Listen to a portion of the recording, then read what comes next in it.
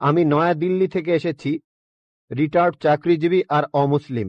আমার প্রশ্নটা হলো, ইসলামের অতীত ইতিহাস খুবই গৌরবের, বর্তমানেও ইসলাম ধর্মের মাথা উঁচু করে থাকার কথা ছিল। আমার মনে হয় মুসলিমদের কাজকর্মের মধ্যে স্বচ্ছতা থাকা উচিত। অন্য সব মানুষকেও তাদের জানতে দেওয়া উচিত যে তারা কি কি কাজ করেছে বিভিন্ন মাদ্রাসা আর মসজিদ ইত্যাদি জায়গায়, যাতে করে মানুষজন জানতে পারে যে এসব জায়গায় কি হচ্ছে। তখন ব্যাপারটা অনেক স্বচ্ছ হবে, কেউ তখন আর ভুল বুঝবে না। ধন্যবাদ ভাই, খুব সুন্দর প্রশ্ন করেছেন। তবে আপনার উত্তর দেওয়ার আগে আগের বোন যে প্রশ্নগুলো করেছিলেন সে ব্যাপারে কিছু কথা বলি। তার 3টা প্রশ্ন, সেখানে আমার মেয়ে রুজদা নায়কের গানের কথাগুলো মনে পড়ল। শেষ গানটা যে don't talk to me about Mohammad সাল্লাল্লাহু আলাইহি সাল্লাম, আর কোঅর্ডিনেটর বলেছিলেন গানের কথাগুলো একটু মনোযোগ দিয়ে শুনবেন। আপনারা যদি কথাগুলো শুনে থাকেন, এটা নবীজি সাল্লাল্লাহু আলাইহি সাল্লামের একটা সিরাত যে একদিন মোহাম্মদ সাল্লাল্লাহু আলাইহি সাল্লাম হেঁটে যাচ্ছিলেন, তখন এক পথচারীর সঙ্গে তার দেখা হলো। সে নবীজির বিরুদ্ধে কথা বলতে লাগলো, ও এই নবী মোহাম্মদ খুবই খারাপ লোক, তার সঙ্গে কথা বলো না। সে কিন্তু মোহাম্মদ সাল্লাল্লাহু আলাইহি সাল্লামের সঙ্গে কথা বলছে, সে জানে না ওই লোকটাই মোহাম্মদ সাল্লাল্লাহু আলাইহি সাল্লাম। সে নবীজির কাছে বলল, পথে হাঁটতে হাঁটতে, নবী মোহাম্মদ খুবই খারাপ লোক, তার কথা শুনো না, তার কথা শুনলে বিপর্যয় হয়ে যাবে, সবার জন্য খারাপ হবে, ইত্যাদি ইত্যাদি। গানটাতে এই কথাগুলো বলা হয়েছিল।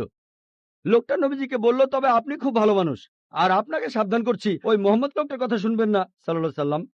সে ভণ্ড, নাউজুবিল্লাহ, সে খুব খারাপ মানুষ, নাউজুবিল্লাহ। এরকম আরো অনেক কথা। তবে নবীজিকে বলল, আপনি খুব ভালো মানুষ, আপনি দয়ালু, আপনি পরোপকারী, আপনার নামটা জানতে পারি? নাম শুনে বলল, কি? আপনি কি বললেন? আমি কি ঠিক শুনছি? আপনার নাম মোহাম্মদ সাল্লাল্লাহু আলাইহি সাল্লাম? তখন সে বলল, আশহাদু আল্লা ইলাহা ইল্লাল্লাহ ওয়া আশহাদু আন্না মুহাম্মাদুর রাসূলুল্লাহ। যখন সেই লোকটা বুঝতে পারলো যে এই লোকটাই মোহাম্মদ সাল্লাল্লাহু আলাইহি সাল্লাম, আমি অন্য মানুষের কাছে শুনেছিলাম সে খুব খারাপ মানুষ, ইনি তো ভালো মানুষ, তখনই সে ইসলাম গ্রহণ করলো। তাই আমার প্রিয় বোন, উনি একটু আগে যখন প্রশ্নগুলো করেছিলেন, তখন আমার মেয়ের গানের কথাগুলো মনে পড়েছিল। নবীজি সাল্লাল্লাহু আলাইহি সাল্লামের সেই সিরাতটা, যেখানে এক পথচারী নবীজির কাছে এই নবীজি সম্পর্কে বদনাম করছিল, তবে তখনই সত্যিটা জানার পর সেই লোক শাহাদা উচ্চারণ করেছিল। আশা করি ইনশাল্লাহ আমাদের বোনও শাহাদা দেবেন, আর আমি দোয়া করি আল্লাহ যেন তাকে হেদায়েত দান করেন। ভাই, আপনি খুব সুন্দর প্রশ্ন করেছেন। আর বললেন যে ইসলামের অতীত ইতিহাস খুবই গৌরবের। তারপর বলছেন স্বচ্ছতা থাকার প্রয়োজন আছে, বিশেষ করে মাদ্রাসাগুলোতে। কে আপত্তি করবে? আমি একমত ভাই, আমি সম্পূর্ণ একমত। কে বলছে যে স্বচ্ছতা থাকবে না? শুধু স্বচ্ছতায় নয়, আমি চাই অমুসলিম ছাত্রছাত্রীরা মাদ্রাসায় লেখাপড়া করুক। আমি এটাও জানি ভাই, আমি জানি আপনি এখানে মিডিয়ার কথাগুলো বলছেন, যে মিডিয়া বলছে যে মাদ্রাসাগুলো হলো সন্ত্রাসবাদের আখড়া। মিডিয়া বলছে, আপনি না, মিডিয়া। মাদ্রাসা আরবি শব্দটার অর্থ যেখানে শিক্ষা দেওয়া হয়, আরেকটা বিশ্ববিদ্যালয়ের মতো। স্কুল বলতে পারেন, কলেজ বলতে পারেন, ইউনিভার্সিটিও বলতে পারেন। তবে মিডিয়া মাদ্রাসাগুলোকে এমনভাবে তুলে ধরে, যদি কোনো মাদ্রাসায় যান আপনি সন্ত্রাসী হয়ে যাবেন। মিডিয়া বলে আপনি না। একটা প্রশ্ন করি, এই পৃথিবীর ইতিহাসে যে লোকটা সবচেয়ে বেশি মানুষ হত্যা করেছে সে হিটলার। সে পড়েছিল কোন মাদ্রাসায়? কোন মাদ্রাসা? হিটলার কোন মাদ্রাসার ছাত্র? তারপর দেখবেন যে মাফিয়া পৃথিবী জুড়ে চোরাচালান আর মাদক ব্যবসা করে। যদি একটা জরিপ করেন এইসব স্মাগলারদের, সেই সব লোকদের যারা জেলে যায়, যদি জরিপ করেন তাদের কতজন মাদ্রাসায় পড়েছে? কতজন? খুব কম থাকতে পারে, খুব কম। বেশিরভাগই ভার্সিটিতে পড়েছে। কোন ভার্সিটি? আধুনিক ভার্সিটি, স্কুল, কলেজ। তাহলে কি বলবেন স্কুল বন্ধ করে দাও? এটা কি বলবো যে আজ থেকে স্কুল কলেজ বন্ধ, বিএ পড়া বন্ধ, বিকম বন্ধ, বিএসসি বন্ধ? না, কারণ আমি তো স্কুলে পড়াশোনা করেছি। স্কুলে শেখানো হয় না যে ডাকাতি করবেন, চোরাচালানি করবেন, দেশের বিরুদ্ধে যুদ্ধ করবেন। এই লোকগুলো স্কুলে পড়াশোনা করেছে, কিন্তু তারা স্কুলগুলোর কুলাঙ্গার। আর হিটলারও হয়তো আধুনিক শিক্ষা পেয়েছিল, আমি নিশ্চিত তার স্কুল তাকে শেখায়নি যে তুমি 60 লক্ষ ইহুদিকে হত্যা করো। তাহলে বুঝতে পারছেন এরা কুলাঙ্গার। তবে সামগ্রিকভাবে দেখবেন যে এই দেশে প্রতি বছর হাজার হাজার ছাত্র মাদ্রাসা থেকে পাশ করে। নাদবা থেকে, দেওবন্দ থেকে হাজার হাজার ছাত্র। আপনি কি বলবেন এরা সবাই মানুষ মারছে? মোটেই তা নয়। মিডিয়া ব্যাপারটা এভাবে তুলে ধরছে। এখন দেখবেন সরকার মাদ্রাসাগুলোতে যাবে। গত বছর বা তার আগের বছর সরকার নাদবা মাদ্রাসায় গিয়েছিল। তারা মাদ্রাসায় গিয়ে একটা সার্চ ওয়ারেন্ট বের করলো। চেক করবে। কি চেক করবে? আর আলী মিয়া নাদভি রহমতুল্লাহ বললেন, ঠিক আছে, আপনারা চেক করেন। তারা সেখানে কিছুই পায়নি। এখন হঠাৎ করে একদিন লাখে একবার, হাজার বারের মধ্যে একবার, কোটি বারের মধ্যে একবার হতে পারে সে মাদ্রাসা থেকে পাশ করার পরে কেউ বিপথে চলে গেছে। তার মানে এই না মাদ্রাসা সন্ত্রাস শেখায়। বরং দেখবেন যে সেই সব লোক যারা স্কুল থেকে পাশ করার পরে আধুনিক শিক্ষা ব্যবস্থায় কলেজে পড়ে, ইউনিভার্সিটিতে পড়ে, যেখান থেকে সার্টিফিকেট পায় বিএ, বিকম, ইঞ্জিনিয়ার, ডাক্তার, এরাই তুলনামূলকভাবে বেশি অন্যায় অপরাধ করে থাকে। আপনি যদি স্বচ্ছতার কথা বলেন, আমিও একমত। কোন মাদ্রাসায় এ কথা বলবে না যে আপনারা এখানে চেক করবেন না। আমাদের মাদ্রাসাগুলো উন্মুক্ত। আমাদের স্কুলে আমরা শেখাই, মাশাআল্লাহ, বিভিন্ন ধর্মের উপর শিক্ষা দেই। আমার ছাত্ররা আমার স্কুলের, তারা সাধারণ হিন্দুদের চাইতে হিন্দু ধর্ম সম্পর্কে বেশি জানে, খ্রিস্টান ধর্ম সম্পর্কে বেশি জানে সাধারণ খ্রিস্টানদের চাইতে, ইসলাম ধর্ম সম্পর্কে বেশি জানে সাধারণ মুসলিমদের চাইতে। কারণ এখানে সব ধর্মের উপর গুরুত্ব দেওয়া হয়। তাহলে ভাই, আপনি যদি স্বচ্ছতার কথা বলেন, আমি একমত, আপনার সঙ্গে আছি। এ কথা আপনাকে কেউ বলবে না, আমাদের পরীক্ষা করতে পারবেন না। আসেন, তবে নিন্দা করবেন না, নেগেটিভ মেন্টালিটি নিয়ে আসবেন না, খোলা মনে আসেন।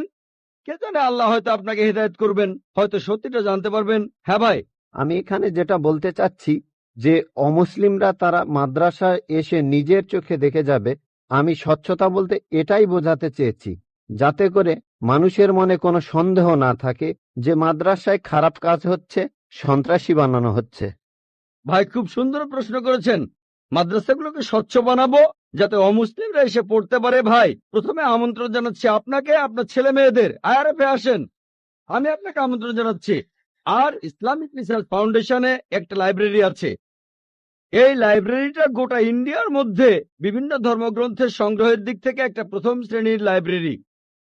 আমাদের লাইব্রেরিতে 200-রও বেশি আলাদা আলাদা বাইবেল আছে। বাইবেলের 50টা এডিশন আছে। শুধু ভগবত গীতার অনুবাদে আছে 50টা। বেদের অনেকগুলো অনুবাদ আছে, ঋগ্বেদ, যজুর্বেদ, অথর্ববেদ। হয়তো সরকারি লাইব্রেরিতেও এতগুলো বই পাবেন না। হতে পারে আপনার ধর্মীয় প্রতিষ্ঠানের লাইব্রেরিতেও এই বইগুলো পাবেন না। আমরা উৎসাহ দেই, পড়েন আর সত্যের পথে আসেন। আর অন্যদের কথা বাদ দেন, আমি আমন্ত্রণ জানাচ্ছি আপনাকে, আপনার ছেলে মেয়েদের। আপনাদের প্লেনের টিকিটটাও দিয়ে দেব। আয়ারতে আসেন, আপনাকে আমরা স্বাগত জানাবো। পড়েন, তাহলে সত্যটা জানতে পারবো একসাথে ইনশাআল্লাহ। মাইক্রোফোনটা কি অন করবেন ভাই? আপনাকে অনেক ধন্যবাদ।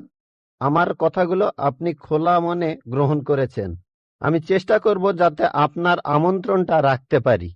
জি, ঠিকানাটা দিয়ে যান, প্লেনের টিকিট পাঠিয়ে দেবো ইনশাআল্লাহ। Good evening sir. আমি পেশায় একজন শিক্ষিকা। এছাড়াও আমি ইসলাম ও অন্যান্য ধর্ম নিয়ে রিসার্চ করি। আপনার নামটা কি জানতে পারি? আমি নীলিমা। আপনার লেকচারের জন্য অসংখ্য ধন্যবাদ। তবে আমি কিছু ব্যাপারে একটু জানতে চাই। যেমন, আপনি ভবিষ্যৎ পুরাণের কথা বললেন। 3য় খণ্ডের 3য় অধ্যায় 5 থেকে 8 নম্বর শ্লোক। আমি আপনাকে আরেকটা ব্যাপার জানিয়ে রাখি যে হয়তো আপনিও এটা জানেন। ধরেন, ঈশ্বর যে নবীকে পৃথিবীতে পাঠান, সেই নবী তার উদ্দেশ্যে বলা ভবিষ্যৎবাণীগুলো পূরণ করবেন। যদি সেই নবী অর্ধেক বা তার কম ভবিষ্যৎবাণী পূরণ করেন, তাহলে তাকে নবী বলা যাবে না। এটা একটা সাধারণ যুক্তির ব্যাপার। এবারে ভবিষ্য পুরাণার কথা বলি। আপনি সেই ম্লেচ্ছ নেতার কথা বললেন আর বললেন তিনি নবী মোহাম্মদ ছাড়া আর কেউ নন। আচ্ছা, আমি আপনার কথার প্রথম অংশটা মেনে নিচ্ছি, কিন্তু পরের অংশটা আপনি ব্যাখ্যা করে বলেননি। এখন আপনাকে বলি, ম্লেচ্ছ একটা সংস্কৃত শব্দ, আর সংস্কৃত ডিকশনারি অনুযায়ী ম্লেচ্ছ শব্দটার অর্থ অনার্য অথবা পাপী অথবা খারাপ লোক। ম্লেচ্ছ শব্দটার এই 3টা অর্থ হয়। তাহলে কি বলা যায় মোহাম্মদ ছিল পাপী অথবা খারাপ লোক? আরেকটা ব্যাপার হলো, এই ভবিষ্যৎবাণীর দ্বিতীয় শর্তটা, সেটা হলো তিনি একটা মরুস্থলে জন্মাবেন। মরুস্থল এর অর্থ মৃতদের স্থান, কারণ মরু শব্দটা এসেছে সংস্কৃত মৃ থেকে, যার অর্থ মৃত্যু। তাই এখানে অবশ্যই আরবের মরুভূমির কথা বলা হচ্ছে না, কারণ সেটা ছিল অনুর্বর ভূমি আর যুদ্ধক্ষেত্র। এরপরে আমি 3 নম্বর পয়েন্টে আসছি। এই ভবিষ্যৎবাণীতে বলা হয়েছে যে এই ম্লেচ্ছ নেতা তিনি গোসল করেন পঞ্চগাভিয়া আর গঙ্গা নদীতে। আর এটা আমরা সবাই জানি যে গঙ্গা নদী, এই নদীটা আরবে নয়, গঙ্গা নদী রয়েছে ইন্ডিয়ায়। এটা পৃথিবীর সবাই জানে। এবার পঞ্চগাভিয়ায় গোসল করা সম্পর্কে বলি। পঞ্চগাভিয়া মানে গরু থেকে উৎপন্ন 5টা উপাদান। এই উপাদানগুলো হলো দুধ, দই, ঘি, প্রস্রাব, গোবর। এখন ভবিষ্যৎবাণীটাকে সত্যি হতে গেলে এই কথাটাও তাহলে সত্যি হতে হবে। আপনি কি আমাকে পবিত্র কোরআনের এমন কোন আয়াত দেখাতে পারেন যেখানে বলা আছে যে মোহাম্মদ গোসল করেছিল গঙ্গার জলে বা সেই 5টা উপাদান দিয়ে, অর্থাৎ দুধ, দই, ঘি, প্রস্রাব আর গোবর? তাহলে আজকে ইসলাম গ্রহণ করব। Thank you sir. বোন, আপনি ঠিক বলেছেন যে ভবিষ্যৎবাণীর কথা বলা হচ্ছে, যদি তার অর্ধেকের বেশি পূরণ না হয় তাহলে ভবিষ্যৎবাণী ভুল। আমি একমত বোন, আপনার সঙ্গে একমত। আমি আপনার 3টি প্রশ্নের উত্তর দেব, দেখা যাক আজকে আপনি ইসলাম গ্রহণ করেন কিনা। এটাও হতে পারে আপনি আমার সঙ্গে একমত হবেন না, আমি যা বলবো। আমি একমত। ম্লেচ্ছ এই শব্দটা 3টি অর্থ আছে। ম্লেচ্ছ এর একটা অর্থ হলো অনার্য অর্থাৎ বিদেশি, আরেকটা অর্থ হচ্ছে পাপী, আরেকটা অর্থ হলো খারাপ লোক। আর দেখবেন ইন্ডিয়ায় হিন্দুরা সাধারণত মুসলিমদের বলে থাকে ম্লেচ্ছ। তারা যখন এভাবে বলে তারা আসলে বোঝায় পাপী আর খারাপ লোক, কিন্তু এর আরেকটা অর্থ হলো বিদেশি। যখন আমি লেকচারে কোনো ধর্মগ্রন্থ থেকে উদ্ধৃতি দেই, সেখানে একটা শব্দের যদি অনেক অর্থ হয়, ব্যাপারটা এমন না ধরেন শব্দটার 4টা অর্থ আছে, তার মধ্যে 3টা অর্থ এখানে খাটে না, মাত্র একটা ঠিক হলেও অর্থ সঠিক হতে পারে। যেমন ধরেন কোরআন বলছে তোমরা শূকর খেও না। আজকে যদি ডিকশনারি খোলেন, এই শূকর শব্দটার একটা অর্থ হলো পুলিশ অর্থাৎ পুলিশ অফিসার, তাহলে একটা অর্থ শূকর, আরেকটা অর্থ পুলিশ অফিসার। তবে কোরআন বাইবেল এটা বোঝায়নি। বাইবেলে বুক অব লেভিটিকাস 11 অধ্যায় 7 থেকে 8 অনুচ্ছেদে আছে, বুক অব ডিউটেরোনমি 14 অধ্যায়ের 8 অনুচ্ছেদে আছে, বুক অব আইজায়া 65 অধ্যায়ের 2 থেকে 5 অনুচ্ছেদে আছে, বলা হয়েছে তোমরা শূকর খেও না। কিন্তু পুলিশকে বোঝায়নি বাইবেল। যদি আপনি বিভিন্ন ধর্মের ছাত্রী হয়ে থাকেন, যদি 10টা অর্থ থাকে সেখানে একটা অর্থও খাটে, দেখতে হবে সেটা সঠিক কিনা। 2টো সঠিক হতে পারে, 3টা সঠিক হতে পারে, সবগুলো সঠিক হতে পারে, কিন্তু যদি মাত্র একটা অর্থ সঠিক হয় এতেও ভবিষ্যৎবাণীটা ফলে যেতে পারে। আমি আপনার সঙ্গে একমত যে ম্লেচ্ছ এর একটা অর্থ অনার্য, ইন্ডিয়ানদের দিক থেকে একজন বিদেশি। আর আমি আমার লেকচারে তখন বলেছিলাম ম্লেচ্ছ শব্দের অর্থ হচ্ছে বিদেশি। আর আপনি ভুল পথে গিয়ে বলছেন এখানে ম্লেচ্ছ মানে হচ্ছে পাপী। আপনি আসলে এখানে ভুল বুঝেছেন বোন। যদি আপনি বলেন কোরআন আর বাইবেল বলছে পুলিশদের খেও না, তার মানে আপনি বিভিন্ন ধর্মের উপর ছাত্রী নন, আপনি তাহলে এক পেশে। একটা অর্থে যদি ভবিষ্যৎবাণীটা পূরণ হয়। আরেকটা কথা, যদি সন্দেহ থাকে, আমি আরো 10টা পয়েন্টের কথা বলেছি, সবগুলোকে খণ্ডন করতে পারবেন না। আরেকটা বললেন মরুস্থল, এটার একটা অর্থ আমিও একমত, মৃতদের স্থান। তবে সংস্কৃতিতে মরুস্থল শব্দটার আরেকটা অর্থ হচ্ছে বালুময় স্থান। আপনি আজকে ডিকশনারি চেক করেন, সেখানে দেখবেন আমাদের ইসলামিক রিসার্চ ফাউন্ডেশনে এখানে সংস্কৃত ডিকশনারিও আছে। আমি বিভিন্ন ধর্মের উপর ছাত্র, এটা মানছি যে একটা অর্থ হচ্ছে মৃতদের স্থান, আরেকটা অর্থ হচ্ছে বালুময় স্থান। কিন্তু ভুল অর্থটা আপনি নিচ্ছেন কেন? তাহলে তো আপনি ভুল পথে চলে যাবেন। যদি পারমুটেশন আর কম্বিনেশন গুলো দেখেন, অন্য যে পয়েন্টগুলো বলেছি সেগুলো পুরোপুরি সঠিক। এখানে আপনাকে সঠিক উত্তরটা বেছে নিতে হবে। তাহলে মরুস্থল শব্দটার একটা অর্থ হলো বালুময় স্থান বা মরুভূমি। আপনার 3য় প্রশ্নতে আসি, আপনি ইসলাম গ্রহণ করবেন ইনশাল্লাহ।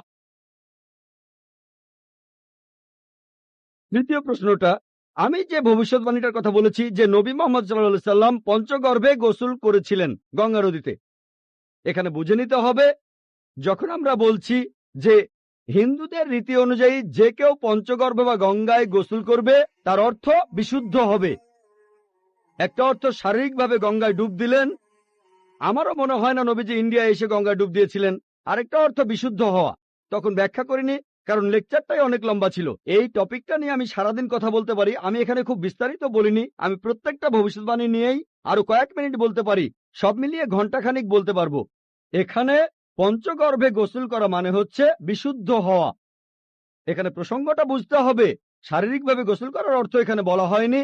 আর আপনি গঙ্গার পানিতে ডুব দিলেই বিশুদ্ধ হয়ে যাবেন এমন কোনো নিশ্চয়তা নেই। বিশুদ্ধ না হওয়ার সম্ভাবনাই বেশি। এটা হচ্ছে হিন্দুদের রীতি অনুযায়ী বলা। তাই এখানে ভবিষ্যৎবাণীটা বলছে যে নবী মোহাম্মদ সাল্লাল্লাহু আলাইহি সাল্লাম পঞ্চগর্ভে গোসল করেছিলেন। তার মানে এই না যে তিনি এখানে এসেছিলেন, মানে হলো আল্লাহ তাআলা তাকে বিশুদ্ধ করেছিলেন। আমরা বিশ্বাস করি যে আল্লাহ তাআলার সকল নবী, সকলেই হোক তিনি মুসা বা ঈসা আলাইহিস সালাম অথবা মুহাম্মদ সাল্লাল্লাহু আলাইহি সাল্লাম, তারা সকলেই ছিলেন মাসুম। তারা ছিলেন নিষ্পাপ, ছিলেন বিশুদ্ধ। তাহলে আল্লাহর সকল নবী, আল্লাহ যাদের পৃথিবীতে পাঠিয়েছিলেন, আমরা মানি যে তারা সকলেই নিষ্পাপ, সকলেই মাসুম, সকলেই বিশুদ্ধ। তাহলে আপনার উত্তরটাও পেলেন। আশা করি ইনশাআল্লাহ আপনি ইসলাম গ্রহণ করবেন। বোন, যিশুকে বিশ্বাস করা বলতে কি বোঝাচ্ছেন? নবী হিসেবে বিশ্বাস করা? যিশুর এই কথাটা বিশ্বাস করি, আমি সত্য আর জীবনের একমাত্র পথ। এ কথার মানে কি? এর মানে যীশু খ্রিস্ট হলেন ঈশ্বর। ভাই এবারে বাইবেলের উদ্ধৃতি দিলেন। জনে আছে এই কথাটা। আমি আপনাকে রেফারেন্সটা বলছি। রেফারেন্সটা আমি বলছি, সমস্যা নেই। রেফারেন্সটা কি? জনের 14 নম্বর অধ্যায়। আপনিই বললেন। অনুচ্ছেদ?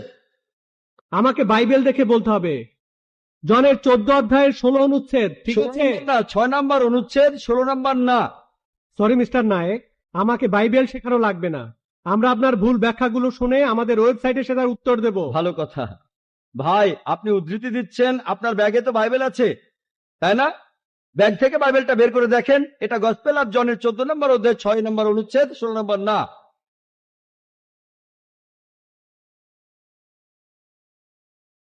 আর আপনি বললেন ঈসা মসীহ আলাইহিস সালাম, তিনি বলেছেন যে তিনি ছিলেন ঈশ্বর।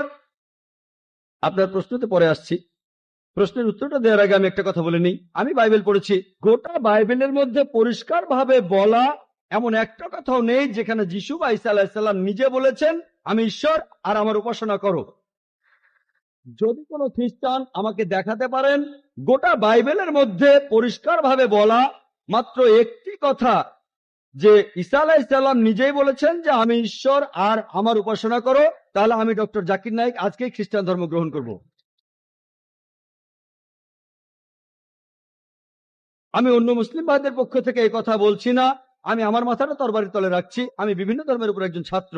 আপনি বাইবেল পড়েছেন আর আমিও পড়েছি বাইবেল। আপনি বললেন যে আপনাকে বাইবেল শেখানো লাগবে না। ঈসা আলাইহিস সালাম এই কথা নিজে বলেছেন, সত্যকে খোঁজো, সত্যই তোমাকে মুক্ত করবে। ইনশাআল্লাহ আজকে আপনি সত্য দেখবেন আর ইনশাআল্লাহ সত্য আপনাকে মুক্ত করবে। আমি কথাটা আবার বলছি, গোটা বাইবেলে পরিষ্কার ভাবে বলা এমন একটা কথাও নেই যেখানে যিশু বা ঈসা আলাইহিস সালাম নিজেই বলেছেন আমি ঈশ্বর আর আমার উপাসনা করো। আপনারা যদি বাইবেল পড়েন, ঈসা আলাইহিস সালাম তার নিজের মুখেই বলেছেন। এটা আছে গসপেল অফ জন 14 নম্বর অধ্যায়ের 28 অনুচ্ছেদে। বলেছেন আমার পিতা আমার চাইতে মহান। গসপেল অফ জন 10 নম্বর অধ্যায়ের 29 অনুচ্ছেদ, আমার পিতা সবার চাইতে মহান। গসপেল অফ ম্যাথিউ 12 নম্বর অধ্যায়ের 28 অনুচ্ছেদ, আমি ঈশ্বরের আত্মার সাহায্যে শয়তানকে তাড়িয়ে দেই। গসপেল অফ লুক 11 নম্বর অধ্যায়ের 20 অনুচ্ছেদ, আমি ঈশ্বরের আঙ্গুলের সাহায্যে শয়তানকে তাড়িয়ে দেই। গসপেল অফ জন 5 নম্বর অধ্যায়ের 30 অনুচ্ছেদ, আমি আমার নিজের থেকে কিছুই করতে পারি না, আমি এখানে বিচার করি আর আমার বিচার সঠিক, কারণ আমি আমার ইচ্ছায় কাজ করি না, আমার পিতার ইচ্ছায় কাজ করি। যদি কেউ বলে সে আল্লাহর ইচ্ছা মতো কাজ করে, সে একজন মুসলিম। ঈসা আলাইহিস সালাম একজন মুসলিম, তিনি নিজেকে ঈশ্বর বলেননি। বুক অব অ্যাক্টসে পরিষ্কার বলা আছে 2 নম্বর অধ্যায়ের 22 অনুচ্ছেদ, বলা হয়েছে হে ইসরায়েলের সন্তানেরা একথা শোনো, নাজারেত শহরের যিশু ঈশ্বর প্রেরিত একজন পুরুষ তোমাদের মাঝে। সে অনেক অলৌকিক কাজ করবে, সেগুলো তাকে ঈশ্বর করাবেন, তোমরা তার সাক্ষী থাকবে। ঈশ্বর প্রেরিত একজন পুরুষ তোমাদের মাঝে, সে অনেক অলৌকিক কাজ করে দেখাবে, ঈশ্বর তাকে দিয়ে করাবেন আর তোমরা তার সাক্ষী থাকবে। তাই বাইবেল স্পষ্ট করে বলছে যে ঈসা আলাইহিস সালাম ছিলেন একজন মানুষ, তিনি আল্লাহ তাআলার প্রেরিত একজন রাসূল, কিন্তু আল্লাহ নন। গোটা বাইবেলের মধ্যে পরিষ্কার ভাবে এমন একটা কথাও নেই যেখানে ঈসা আলাইহিস সালাম নিজেই বলেছেন যে আমি ঈশ্বর, আমার উপাসনা করো। আপনি একটা উদ্ধৃতি দিয়ে সেটা প্রমাণ করতে চাইলেন যে গসপেল অফ জন 14 নম্বর অধ্যায়ের 6 অনুচ্ছেদে বলা হয়েছে যিশু ঈসা আলাইহিস সালাম নিজেই বলেছেন আমি সত্য আর জীবনের একমাত্র পথ, আমাকে ছাড়া আমার পিতার কাছে কেউ যেতে পারবে না। এখানে প্রসঙ্গ ছাড়া উদ্ধৃতি দিচ্ছেন। লোকজন পবিত্রকরণের আয়াত নিয়ে প্রসঙ্গ ছাড়া উদ্ধৃতি দেয় দুর্নাম করতে। একইভাবে খ্রিস্টান মিশনারিরা বাইবেলের প্রসঙ্গ ছাড়া উদ্ধৃতি দেয়। আপনাকে একটা সত্য কথা বলি, আপনার বাইবেলটা খোলেন, যদি সন্দেহ থাকে বাইবেলটা খোলেন, প্রসঙ্গ জানতে 1 নম্বর অনুচ্ছেদটা পড়েন। গসপেল অফ জন 14 নম্বর অধ্যায়ের 1 অনুচ্ছেদ বলছে যে তোমরা ভয় পাচ্ছ কেন? যিশু আলাইহিস সালাম বলছেন, যদি তোমরা ঈশ্বরকে বিশ্বাস করো তাহলে আমাকে বিশ্বাস করো। আমার পিতার রাজ্যে অনেক প্রাসাদ আছে, আমি সেখানে গিয়ে তোমাদের জন্য জায়গা তৈরি করব। আমি যখন যাব আমি তখন বলবো। শিষ্যরা বলল, আপনি কোথায় যাবেন? তোমরা জানো না আমি কোথায় যাব? তারা বলল না। তখন শিষ্যরা বলল যে আমাদের পথ দেখান, আপনি যেখানে যাবেন। তখন যিশু আলাইহিস সালাম বললেন, আমি সত্য আর জীবনের একমাত্র পথ। শিষ্যরা তখন বলল ঈসা আলাইহিস সালামকে যে আমাদের সেই পথ দেখান। ঈসা আলাইহিস সালাম তখন বললেন, আমি সত্য আর জীবনের একমাত্র পথ, আমাকে ছাড়া আমার পিতার কাছে কেউ যেতে পারবে না। আমরা মানি যে নবীগণ যখন এসেছিলেন প্রত্যেক নবী ছিলেন সত্য আর জীবনের দেখানো পথ। সেই নবীদের ছাড়া কোনো মানুষই আল্লাহর কাছে যেতে পারতো না। আর যীশু খ্রিস্টের সময়ে আমি বাইবেলের কথা মানছি, যীশু ঈসা আলাইহিস সালাম তিনিই ছিলেন সত্য আর জীবনের একমাত্র পথ। যীশু খ্রিস্টের শিক্ষা ছাড়া কোনো মানুষই তখন আল্লাহর কাছে যেতে পারতো না। মুসা নবীর সময়ে তিনি ছিলেন সত্য আর জীবনের পথ। মুসা আলাইহিস সালামের শিক্ষা ছাড়া কোনো মানুষই আল্লাহর কাছে যেতে পারতো না। এখন দেখেন, ঈসা আলাইহিস সালাম নিজেই বলেছেন, আমি তোমাদের অনেক কথা বলতে চাই। শিষ্যদের বলছেন, এটা আছে গসপেল অফ জন 16 নম্বর অধ্যায়ের 12 থেকে 14 অনুচ্ছেদে, আমি তোমাদের অনেক কথা বলতে চাই, কিন্তু তোমরা সেগুলো এখন বুঝবে না, কারণ যখন সেই সত্যের আত্মা আসবে সে তোমাদের সত্যের পথে নিয়ে যাবে। সে তার নিজের কথা বলবে না, যা শুনবে সে কথাই বলবে। সে তোমাদের ভবিষ্যতের কথা বলবে, আমাকে মহিমান্বিত করবে।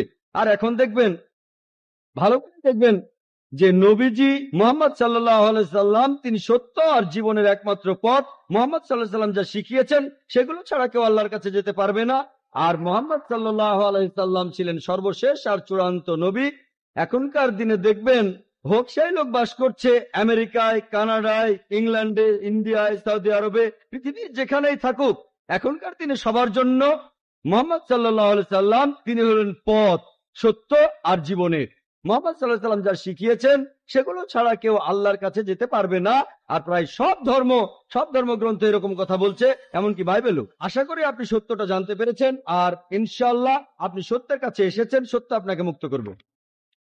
ইসলাম ধর্মে পাপের সংজ্ঞাটা কি? পাপের প্রকারভেদগুলো কি? আর এই পাপের সাথে হিন্দু আর খ্রিস্টান ধর্মে যে পাপের কথা বলা হয়েছে তার পার্থক্য কি? ধন্যবাদ। ভাই, আপনি প্রশ্ন করলেন যে ইসলাম ধর্মে পাপের সংজ্ঞাটা কি, আর হিন্দুইজম বা খ্রিস্টান ধর্মের পাপের সাথে এর পার্থক্যটা কোথায়। এক কথায়, পাপ মানে আল্লাহর আদেশগুলো অমান্য করা। আল্লাহ আমাদের নির্দেশ দিয়েছেন, যদি তার বিরুদ্ধে যান সেটাই পাপ। যেমন ধরেন, আল্লাহ তাআলা বলেছেন তোমরা প্রার্থনা করো, যদি প্রার্থনা না করেন তাহলে পাপ করছেন। আল্লাহ তাআলা বলেছেন তোমরা মদ খেও না, যদি মদ খান তাহলে পাপ করছেন। তাহলে আল্লাহ তাআলার আদেশ অমান্য করা এক কথায় সেটাই পাপ। আর সব ধর্মে পাপের সংজ্ঞাটা এটাই। হিন্দু আর খ্রিস্টান ধর্ম একই কথা বলছে। আশা করি উত্তরটা পেয়েছে। আদাব ডক্টর জাকির নায়েক স্যার, আমার নাম ভেঙ্কটাচামা। আমি গত কয়েক বছর ধরে এক মুসলিম মহিলার সাথে আছি। আমার প্রশ্নটা হলো, সবাই বলে কোনো ধর্মই খারাপ কথা বলে না, কিন্তু মুসলিমরা কেন অন্য ধর্মের লোকদের ইসলাম গ্রহণ করতে বলে?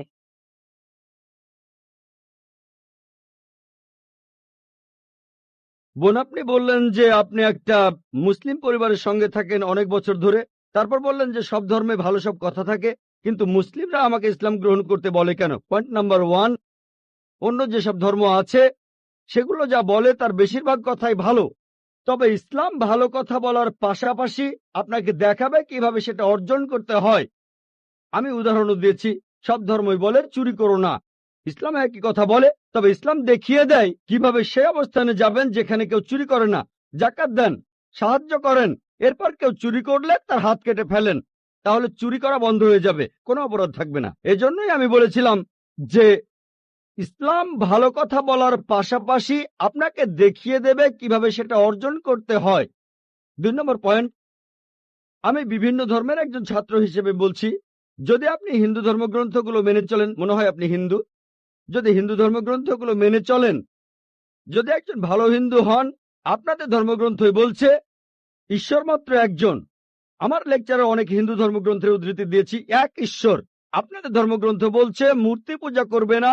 ভগবদ গীতার ৭ অধ্যায়ের ২০ অনুচ্ছেদ বলছে জাগতিক আকাঙ্ক্ষা যাদের বুদ্ধিকে আচ্ছন্ন করে রেখেছে তারা নকল ঈশ্বরের পূজা করে, তারা মূর্তি পূজা করে। এক ঈশ্বরে বিশ্বাস করতে হবে। আজকে আমার লেকচারে বলেছিলাম বিশ্বাস করতে হবে অন্তিম ঋষিকে, কল্কি অবতার, যার বাবার নাম হবে বিষ্ণুয়াস আব্দুল্লাহ, তার মায়ের নাম হবে সুমতি আমিনা। তিনি জন্মগ্রহণ করবেন সাম্বালা নামের গ্রামে মক্কা।